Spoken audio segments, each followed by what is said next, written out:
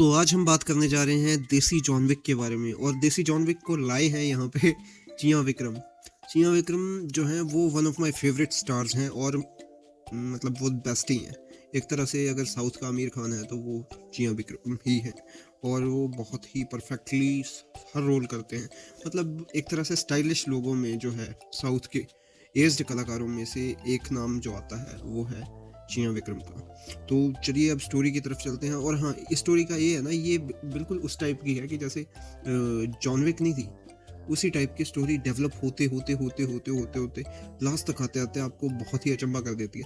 बीच में जाके आपको थोड़ा सा ऐसे करके वो पुश करती है और फिर स्लोली स्लोली स्लोली फाइट्स की तरफ बिल्डअप करते करते करते करते ख़त्म हो जाती है। और बहुत देखने में ना मज़ा आता है इसको।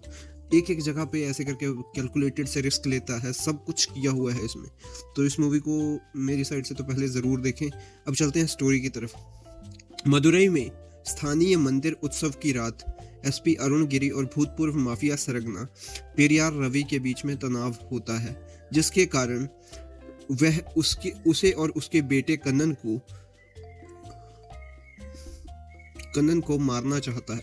और उसके रवि अपनी मदद के लिए अपने पुराने प्रवर्तक काली के पास जाता है। हालांकि काली अब एक प्रोविजनल स्टोर का मालिक है, अपनी पत्नी कल्लई और अपने 2 बच्चों जननी और दिलीप के साथ खुशहाल जीवन जी रहा है।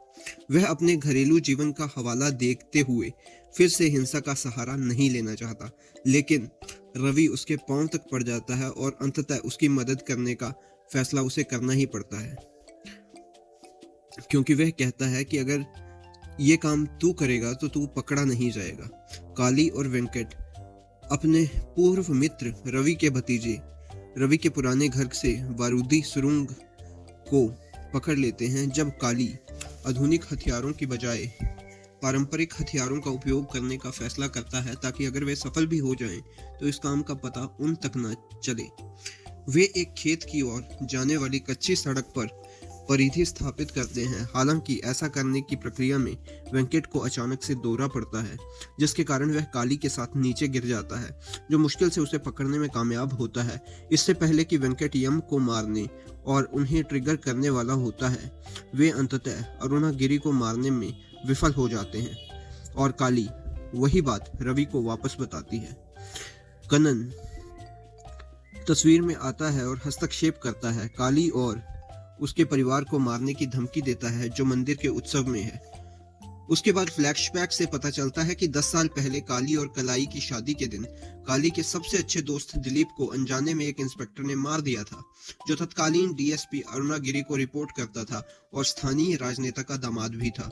पेरियार और कन्नन, जो क्षेत्र में एक बड़ा खनन अनुबंध हासिल करने की उम्मीद करते हैं, को अरुणागिरी द्वारा दिलीप के बारे में बताया जाता है और वे इस जानकारी का उपयोग करके राजनेता को ब्लैकमेल करते हैं और उन्हें खनन अनुबंध का फैसला करते हैं। इस दौरान काली के सामने दिलीप की मौत से अनभिज्ञ होने का नाटक करते हैं।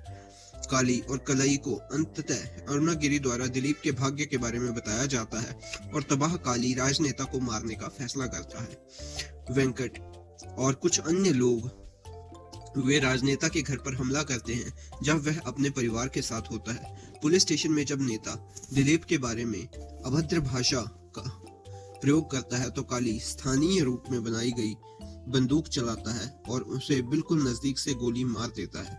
फिर रवि और कन्नन वहां आते हैं और उसे वादा करते हैं कि वे सुनिश्चित करेंगे कि जब तक दिलीप की मौत के बारे में उन्हें पहले से पता नहीं चल जाता तब तक उसे निलंबित नहीं किया जाएगा। अरुणागिरी के बाद में एसपी के पद पर पदोन्नत किया जाता है और दूसरे क्षेत्र में स्थानांतरित कर दिया जाता है। इस बीच वर्तमान में काली और अरुणागिरी को कानन का स्थान बताता है, क्योंकि वह अपने परिवार की सुरक्षा के बारे में चिंतित होता है। काली अरुणागिरी को कानन से रवि के ठिकाने का पता बताने के लिए कहता है, लेकिन वह काली उसे बात करने जाता है तो कानन की मां का फोन आता है, जो उसे बताती है कि उनके बीच एक काली भेड़ है। इसलिए इस प्रक्रिया में उसे लगता है कि उसके साथ मौजूद 3 लोग द्रोही हैं, तो वह उन्हें गोली मार देता है, जबकि उसे पता नहीं चलता कि वास्तव में वह काली है, जो कि धोखेबाज है। आखिरकार रवि के आदमी कन्नन को बचाने के लिए आते हैं और कन्नन और अरुणागिरी की सेना के बीच गोलाबारी शुरू हो जाती है। गंभीर रूप से घायल अरुणागिरी और एक इंस्पेक्टर को छोड़कर वे सभी को गोली मार कर चले जाते हैं। काली उन्हें ढूंढ लेता है और अरुणागिरी उसे बताता है कि दूसरी तरफ बाहर आने का एकमात्र तरीका उसे किसी तरह से जीवित रखना और उसे अपना काम करने देना है। हालांकि भागने की प्रक्रिया में उसकी कार कन्नन की कार से टकरा जाती है। जब वे काली और अरुणागिरी के साथ रवि के पास जाते हैं तो उसे पता चलता है कि काली ही वो भेड़ थी, लेकिन बाद में वह कन्नन की बांह काटकर उसे उसके आदमियों को मार देता है। जब अरुणागिरी काली की सुरक्षा का आश्वासन देता है, काली कलाई से बाहर फिर मिलता है और उसे बताता है कि उसने कन्नन को मार दिया है, जिसके कारण वह बहुत निराश हो जाती है।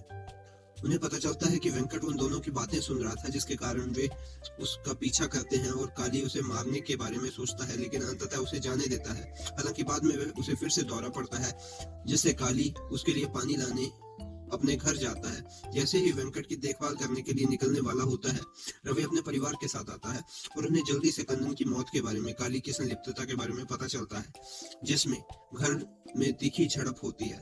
रवि कन्नन की मौत में भूमिका निभाने के लिए घायल अरुणागिरी को मार देता है। जब वह उससे वादा करता है कि अगर काली और उसके परिवार को मारने का फैसला करते हैं तो वह कुछ नहीं करेगा। हालांकि काली वापस लड़ता है और अंततः रवि और उसके आदमियों को उसके पैर में लगे रतालू का उपयोग करते मार देता है। वह बाद में रवि की दुखी पत्नी से कहता है कि उसे परिवार की हर कीमत पर रक्षा करनी पड़ती है और उसका परिवार बस में सवार होकर शहर छोड़कर चले जाता है। काली उस बच्चे को देखकर मुस्कुराता है जो उसके माता पिता के साथ बस में चढ़ता है। बच्चा भी काली को देखकर मुस्कुराता है और पहचानता है कि वह वही है जिसने रवि के घर से लौटते समय अपनी माँ की बेहोशी दूर करने में उसकी मदद की थी। और इस मूवी में ना सबसे बेस्ट जो डायलॉग लगता है ना, मतलब ऐसे बहुत ही अजीब लगता है कि काली जो होता है उसको बहुत कुत्ते की तरह मार रहे होते हैं, बहुत बुरे हाल से, और उस टाइम पे भी वो अचानक से बोलता है कि मैं तेरे बेटे की जो लाश है उसके बारे में मैं तुझे बताना चाहता हूँ। और ये वाला सीन मतलब मेरा फेवरेट हो गया था। और वो जैसे ही उठता है वहां से वो उस टाइम पे बोलता है कि मैंने आप लोगों को माफ कर दिया और अब आप निकलो। और वो नहीं निकलते क्योंकि उन्हें लगता है कि वो उसे मार रहे हैं। और भाई साहब उस टाइम पे वो बॉम्ब जो उसने लगाए होते हैं जो पुराने वाले, उनकी पिन को खींचता है और सभी उड़ जाते हैं। तो ये चीज थी और ये बहुत ही सही मूवी है। मतलब इस तरह से है ना कि आपको लगता है कि कैलकुलेट किया होगा उसने हर चीज को, और आप इस मूवी को जरूर देखें। मतलब मेरा तो जो 2.5 घंटे जो मैंने देखनी थी ना वो मूवी, उस वजह से मेरा टाइम पास बहुत अच्छा हुआ। और ये बहुत ही फास्ट पेस्ड मूवी है, मजा आता है, तो ये मजा जरूर लें। और मैं मिलता हूँ आपसे किसी और वीडियो में, किसी और रिव्यू के साथ, किसी और फिल्म के साथ। तब तक के लिए बाय।